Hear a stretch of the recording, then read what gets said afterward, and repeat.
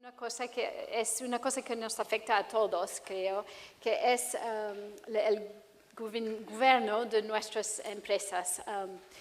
Entonces, ahora, si me permite, voy a empezar en inglés porque me cuesta conseguir todo en español. We're going to talk today about building the philanthropic conscience of your board.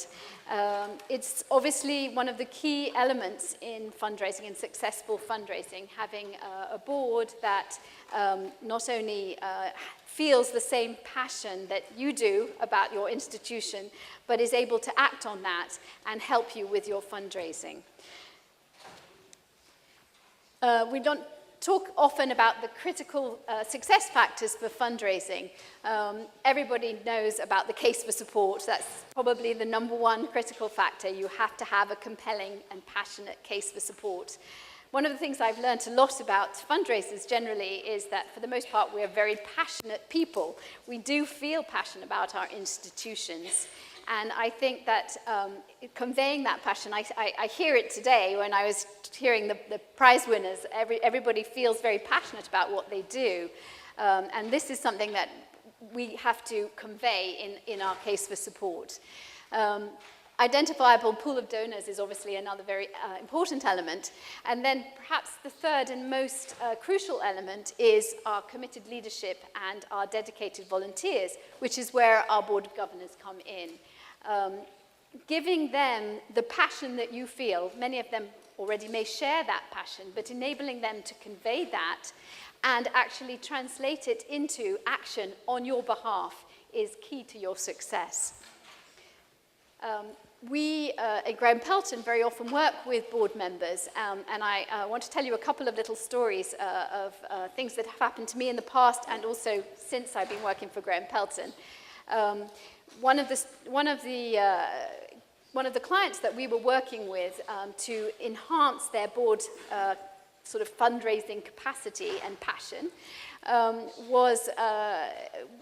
they'd asked us to come in and really talk to each member of their board to try and figure out how to get them more involved in fundraising generally.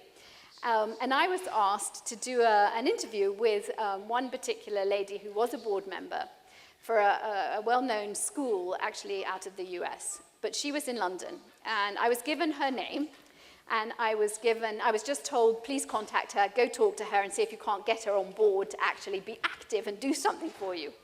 So first of all, I sent her an email to try and figure out the time. And the first thing was that I'd spelt her name wrong, because they told me her name was Debbie Price, and she spelt it with a Y and I'd spelt it with an I-E. Little detail, but she wasn't too happy about that. So we started off on a bad foot. Then she told me I'd put Dear Ms. Price, because that was her name, and because I didn't know whether she was married or not. Bad thing too, because they hadn't informed me of that, and she wrote back a fairly straightforward email where she said, I am Mrs. Price, and my name is Debbie with a Y. And I was like, oh gosh, I've got to come and meet this lady. This is going to be an interesting experience. Anyway, we met, we had a lovely lunch, and at the beginning of the lunch, she told me very clearly, I'm not going to get involved in the school, I am not going to give them any more money, I've done enough for them. By about halfway through the lunch, she said, well, I guess you can probably count on me for about $1 million. So I was like, okay, this is good. So we go on talking, and we're discussing what's going to happen. By the end of the lunch, she'd agreed to $3 million and to host an event in her home. So the proof of the story is that actually, if you actually meet some of these people face to face, a personal appointment, and you can convey the passion that is what they need to feel and be convinced about, you can come a long way, from 0 to 3 million. So from today's little presentation, I wanted to sort of give you some little basic things that I'd like you to take away. I want you to understand why board members are often scared of fundraising and why they are apprehensive to get involved. I want to also give you some little action steps, if you like, to help you to get out of a sort of board stagnancy. very often with a board, you have a board that come and talk to you, and they are quite clear that they know what they want you to do, but they don't see their role in it. They don't understand that they have a key role to play, and it's absolutely primary importance that they get involved in order to really be successful. So it's really important that they understand that. And there are action steps that you can take when you've come to a sort of stagnant point where your board are absolutely just telling you what to do, and you're sort of, okay, yes, we're trying to do that, but it's not happening because they're not helping you. I have another little story that I just wanted to, sorry, I shouldn't talk too loudly into my microphone. I have another little story that I wanted to tell you, which is an anecdote about Andrew Carnegie. You've probably all heard of Andrew Carnegie, the very successful and very well-known philanthropist of the last century in the US. And a development director went to see him who was trying to raise money to build a hall for the orchestra in New York, and that additional space. And he asked him for X amount of dollars. And Mr. Carnegie looked at him and said, well, okay, I'll give you this money, but only if you can find somebody who will match that amount for me. So the director of development went off. He was a little bit unsure quite how he was going to proceed, but he told him, I'll come back to you as soon as I've got a response. And he went to his board of directors and said, this is what I've been told.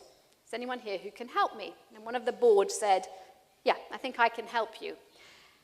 He had a very good friend who he knew was passionate about music, much in the way that Mr. Carnegie was. And he said, fine, I'll go and see her and see what I can do. So he came back a day later and said, okay, I've got your match for you. Go and tell Mr. Carnegie we've got your match. They've got the match. So the board of director, the director in question and the development director go and visit Mr. Carnegie and say, okay, Mr. Carnegie, we have a match for your money. We should be able to move forward. And Mr. Carnegie said, great. Now, can you please tell me who matched the money? And the development director looked a little bit sheepish and then said, Mrs. Carnegie. So, okay. So these are the things we're going to talk about in a sort of brief way. We want to talk about how your boards compare and the kind of things that you need to focus on, perhaps. Look at educating boards in a way that can eliminate their fears, making them feel comfortable with and able to be part of and ask, using your boards in the best way possible. You've got very diverse boards, and often boards that are coming from all walks of life, but they share one thing, which is the passion for your institution, and we want to be able to leverage that diversity. And then we're going to look at different ways to boost and incentivize the boards. So we'll start with how does your board compare. I want to look at a little bit of data here. The European Commission did a report on fundraising in European universities, and they clearly stated that the number one aspect of an institution's internal strategy to impact fundraising success was the commitment of the management and the governance, i.e. the board. So it is the single most frequently identified priority for board improvement, fundraising. It is also almost always the lowest rated of responsibility for board source self-assessments. That's to say, in simple terms, boards need to improve their fundraising capacity, and for the most part, they don't see it as a strong priority.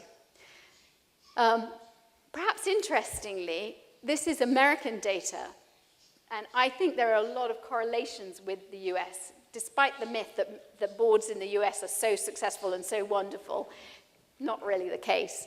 In fact, it's interesting to see that of boards who require their members to give, nevertheless, only 70% do give.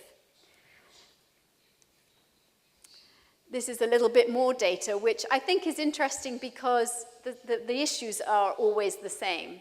And the sense of comfort zone is pretty much the same regardless of the numbers. So, most people are happy enough to write a letter, even to give some names for letters to be addressed to. Some of them will meet potential donors face-to-face, and a few of them will call potential donors, but not many of them are too keen to actually ask for money. This is, again, more data that I just thought was quite an interesting thing to look at, is the amount of training, and this is, again, in the US, remember. So if you scale this down here, I would say that the chances are not too many people in this audience have had fundraising training of any sort for their boards. Would I be right? Can I see a show of hands of anybody who has actually had someone come in and talk to their boards about fundraising? Great, we've got a few. That's wonderful. But as you can see, even in the US, it's only 50%, which is a small number, perhaps a surprisingly small number. Now, this is actually facts and figures from campaigns that Graham Pelton, the company I work for, actually did in the years 2010, 2011. And as you can see, these are actually quite encouraging figures. These are feasibility studies that were done prior to the campaign, so they actually talked to every single board member at the time, and these were the figures that came back. So actually 90% were going to give to the campaign. That's a high number, perhaps more than we'd expect in many places. And as you can see, 70% solicitation visits, hosting an event, 55%, only 33% were interested in actually being campaign leaders. So, do you actually give your board job descriptions? This is something that not many people think of doing. It's a very simple step. When you actually start talking to your board about fundraising, rather than keeping it totally open and general, it really helps to have an actual job description or job expectations, if you like, for your board members. At the end of the talk, I have here some samples that I will leave for people to have a look at if they'd like to, and I believe that they're going to get put on the website afterwards.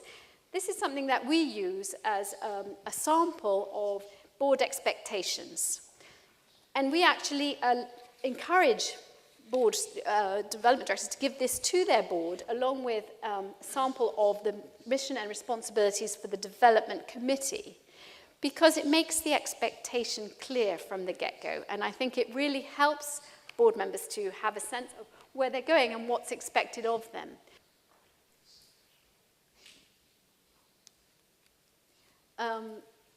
So donors want to say that being asked to give, I think we need to be very clear with board members, that the impact that they can have is so huge that it can actually transform your fundraising program. Most board members don't understand, a lot of people don't understand unless they're actually clearly told and see for themselves that this makes a difference that can actually transform your fundraising program. And I think the fact that donors say that being asked to give by a leadership volunteer is huge. Even if it's a friend or a colleague or someone that they are meeting as a peer-to-peer, that obviously it has a huge impact on whether they will or will not give, and also on the level of giving. So the reason we do this is to change their attitude to giving. We're looking at ways to change the perspective that they have on fundraising generally, and to make them understand that the passion they feel for this institution, they can also pass on to someone else. And they will be able to give them the opportunity to actually realize their passions too. And that is really important for the board members to understand, that this passion that they have can actually significantly impact their colleagues, their friends, their potential donors' lives. So it's really important that it be very clear to them exactly why you're asking them to help and what a difference they can make. We had a board member in one of the schools I was at who was really reluctant to get involved in fundraising and really reluctant to get involved in any way, really, in the school. And I knew that he was a guy who was very well connected. And in fact, what we did was we started to look for ways in which he could help us, which weren't necessarily fundraising directly. So I discovered that he was a developer, a land developer, and I discovered that he knew some very prominent architects in Paris at the time. It was at the American School of Paris again. And I asked him, we were looking for a graduation speaker, and I asked him if he could bring someone in who would be a significant figure for the graduation. And he managed to get a very prominent architect actually, it was one of the architects who at the time was trying out for the Liberty Tower, which is now just opened at where the World Trade Center stood. And he brought him in, and he became our graduation speaker. And what was interesting was he was so excited to have done this and to have achieved this and to be the one who was responsible for bringing this really great guy in to talk to us, that he then went on not only to give, but to give again and again and again. And he is now one of the leaders of the development committee in Paris at the school. So there's a lot of, if you can once get someone involved and part of that, then they feel much more ready and much more comfortable to go on and take the next step. So you need to share your data, make sure that it's clear why you're asking them to get involved, show them what difference they can make, and not least, of course, the cost. It's very expensive to do mailings, as we all know, all grant requests, all sorts of special events, that costs a lot of money. Face-to-face fundraising is actually one of the cheapest ways to fundraise.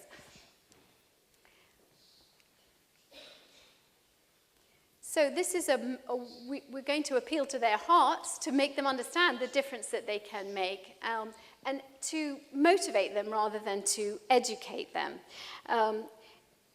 The idea of bringing someone in to coach your board is an old idea. Many people are still doing it, still using coaching companies to come in, help them. You have a guest speaker, you have a consultant come in and talk to your board. But we now, in most consulting firms too, now very carefully avoid using the word training session or coaching session. So we call it board engagement, which sounds much friendlier, much sexier perhaps. And in fact, we generally now work not only on engagement for the board as a whole. So yes, we sometimes still do retreats where we have a day where we take them somewhere lovely and you know, we talk to them about fundraising. But what we do much more often, and we're finding much more successful, is to engage them on a one-to-one basis. So we actually go and talk to each individual board member. It enables us to raise all the issues that might not be responded to in a group. So when you talk to someone one-on-one, obviously you get a much clearer response than you do when you're talking to them as a group. And they will admit to things, admit to lack of comfort zone, admit to feeling apprehensive, all of those things much more easily if you are actually talking to them one-on-one. So we do it as consultants, but I would advise you to do it equally. I think one of the most important things to move your board forward is to know them well and to spend time individually with each one of them and to understand how they feel comfortable helping you and how you can help them to feel comfortable to take the next steps and go a little bit further. So you need to give them all the tools they need. So one of the things we always look at is what is it that they need to feel comfortable and to be able to help you in your fundraising role. So obviously you can do coaching and you can do role play and you can talk to them one-on-one and get to know them well. But you can also make sure that they have all the support they need, not only from a staff point of view, so making sure that the staff are giving them the materials they need, the compelling case for support in a written form that they can actually present. But also the sense that there is a vision for success, there is a vision for the future that is going to actually give them the assurance to go out and ask and to meet with potential donors.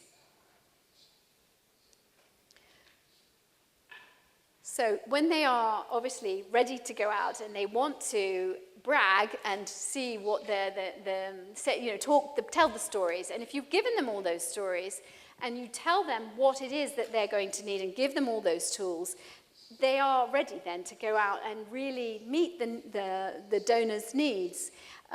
Tell them, one of the most important things to remember too is that you're telling them how you're going to not just you've got needs, but you need to meet the needs, and you're going to tell them how you're going to do that, and you want them to be able to tell a compelling story. So give them the tools that they need to do that. And remember, of course, that if you don't ask, someone else will. So they need to understand that if they don't ask for the money will go somewhere else.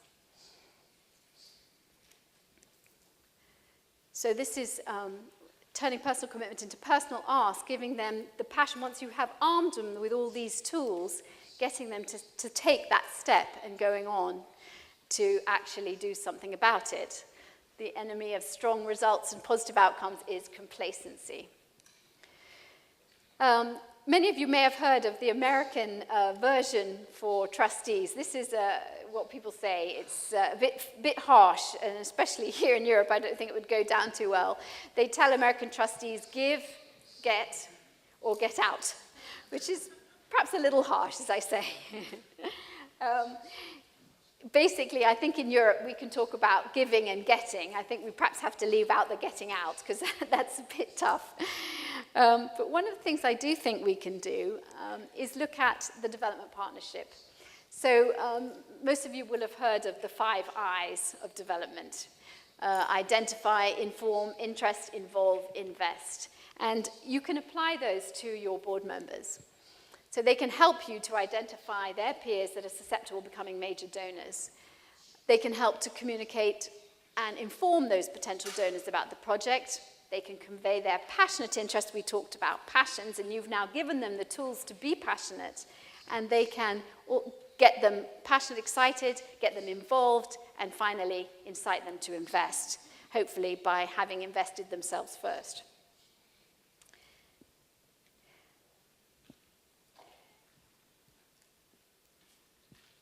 When you're looking to see why is it that a board member might feel uncomfortable, and also what it is that he needs to know, he or she, you are going to look deep down in your organization and try and identify what it is that's important to him or her, so that he feels that passion again, and so he can take it on and convey it to someone else. What's important always is the involvement. As you all know, part of the very sort of clear process of development, as I say, is involving people. And board members are no different from anyone else to that degree. You want to get them involved in what you're doing as an organization, and that can be at all sorts of levels, as we mentioned. It can be giving you names and helping you with asks, but it can equally be hosting an event. Get them involved even in the day-to-day if you can, because the more involved they are, the more likely they are to come and help you. Make sure that you're working within their comfort zones. It's very difficult for people to go out beyond their comfort zones initially.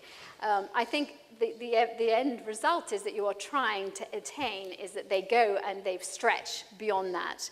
But it's really important in the beginning to make sure that they feel they're being successful. So whatever it is you've asked them to do, whether it is host an event or whether it is go and do a small ask, it's very important that they feel they've been successful. I had a Korean, big Korean population in one of the places I worked. And we were trying to raise money through an annual fund.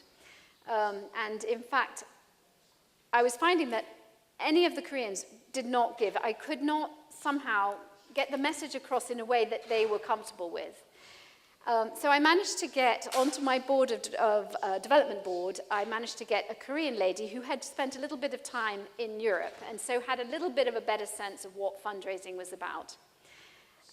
So I said to her, could you be my ambassador for the annual fund to these Korean families.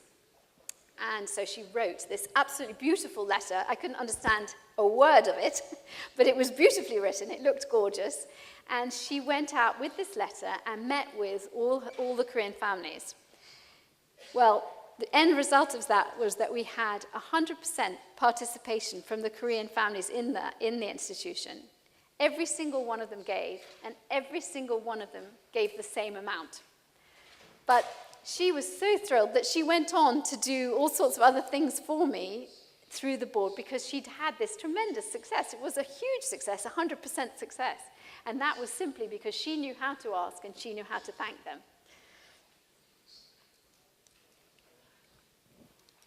So, leveraging board diversity. If you can't beat them, use them. Normally we say if you can't beat them, join them. But in this case, let's just use them. Business executives on the board. Many of you will have business executives on the board. You need to connect with how they build their customer base and go back to the return on investment, which of course is definitely important. Women on the board, women give more than men. In fact, there is a study that says it's called Women Give 2012, and it's from the University of Indiana Center of Philanthropy. And they measured that baby boomer women, baby boomers, baby boomers are the pre-60s, 60s to 80s birth. Post-war birth up to about the 60s. The baby boomer women give 89% more than men. And if you look at the top 25% wealth bracket, interestingly, they give 156% more than men, which is a dramatic number. One of the good things I noticed in a report on Spain particularly is that the number of women directors in boards in Spain is up from 47% in 2006 to 86% in 2010, which is interesting and a good thing for Spain, given that, as I say, women generally give more. The Generation X and millennials see the non-profit world as part of the solution, and you need to give them instant gratification. So you need to ask your business executives to actually look at their sales techniques and give testimony on risk-taking and competition, and make the connection with fundraising and how that happens. Consider putting more women on your development committee board, and partner younger and older board members together for the ask, because they will get that combination of the instant gratification and the more measured sense of approach.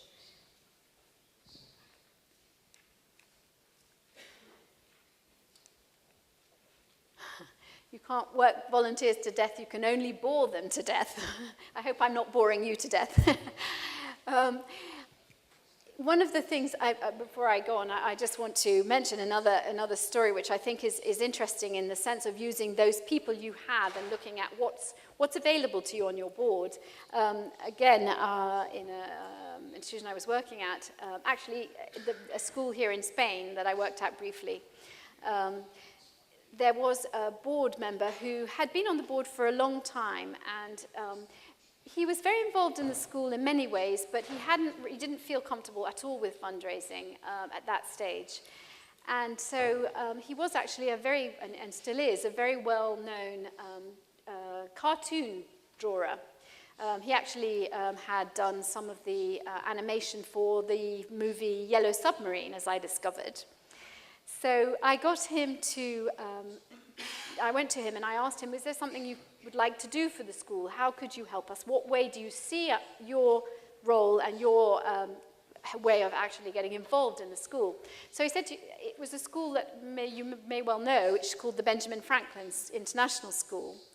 And so he said, well, a few years ago when I first started on the board, I drew some cartoon figures of Benjamin Franklin. So, and he said, but I showed them to the head a couple of times and no one was really very interested. So I said, well, bring them in. I'd love to see them. And he had drawn these absolutely amazing cartoon figures of Ben Franklin as he called it, Benjamin Franklin, but Ben Franklin, because he was put them in sort of school situations, so running around playing football or reading a book or doing various things that were school-related. And he had a whole sort of series of these cartoons. So we managed to reproduce them on T-shirts, on mugs, to put them on the sort of front of the school newsletter. And we made a lot of money from that. It was relatively speaking. But he was so thrilled about that not only did he give us the complete copyright on these figures, because he's a renowned figure, so this was a big gift for him to give us, but also he equally then actually put us a legacy gift in his will as a result of that, because I think he was so thrilled by having been successful with this that he went on to do that. So when you have a stagnant board, you've got to look at different ways to reanimate them. We've talked about the different things that you need to give them to make them feel confident to go out and fundraise. So we talked about giving them the tools they need, giving them the job description that will help them to understand what it is you're expecting of them, and giving a time frame to that job description so that they don't feel that they're being expected to just do it ad infinitum. In order to combat a stagnant situation where you have a board who has already been in place for a long time, who haven't really had this training of any kind of fundraising, there are various things you can do. Obviously, you can bring in a host speaker, and that can sometimes be a consultant. Some of the things that we do is exactly, as I mentioned to you, is that kind of thing. And you can also schedule a retreat. We talked about that too, possibly taking them off to some lovely place that you can get them all excited and animated about the idea of fundraising.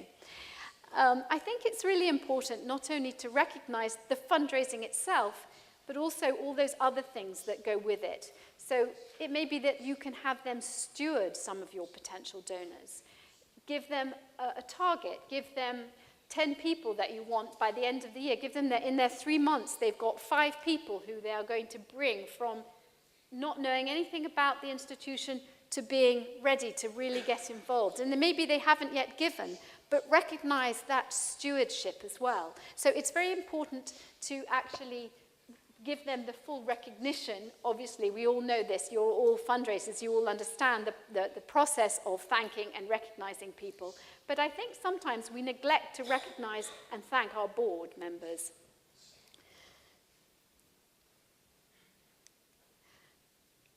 This is another thing that we often use as a way of getting board members to take stock and take a check, particularly when you have got a very stagnant board. You may feel that you can't necessarily ask them all these questions, but you can obviously soften them and put them in a slightly different way. But it's very helpful once a year at least to look into your board and say, how are we doing? Or as a whole, not only the board, but the fundraising team, the development, all of those things can be actually measured, and you can actually look from one year to the next how much progress has been made.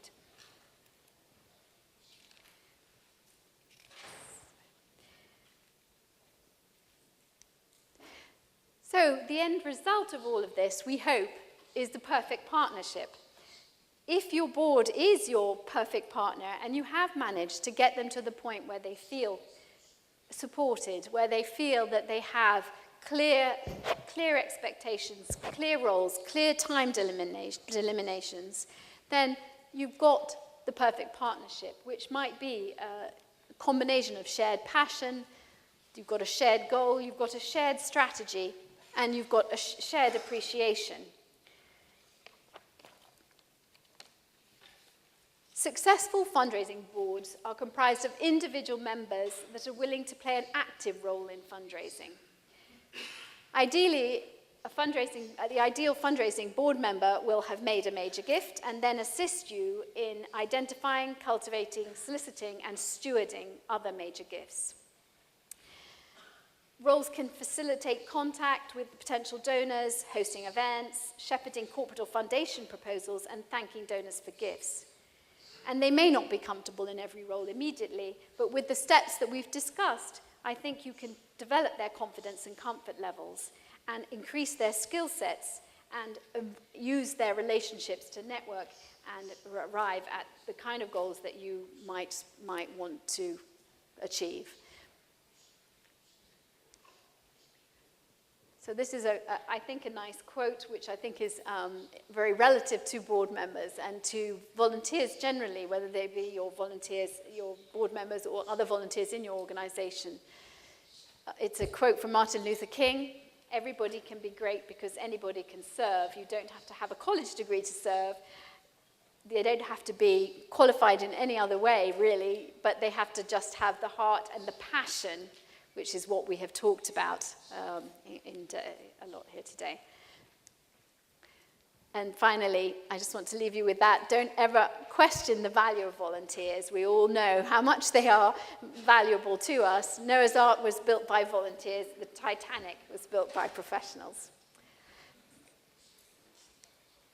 Thank you very much. And let me know if you have any questions.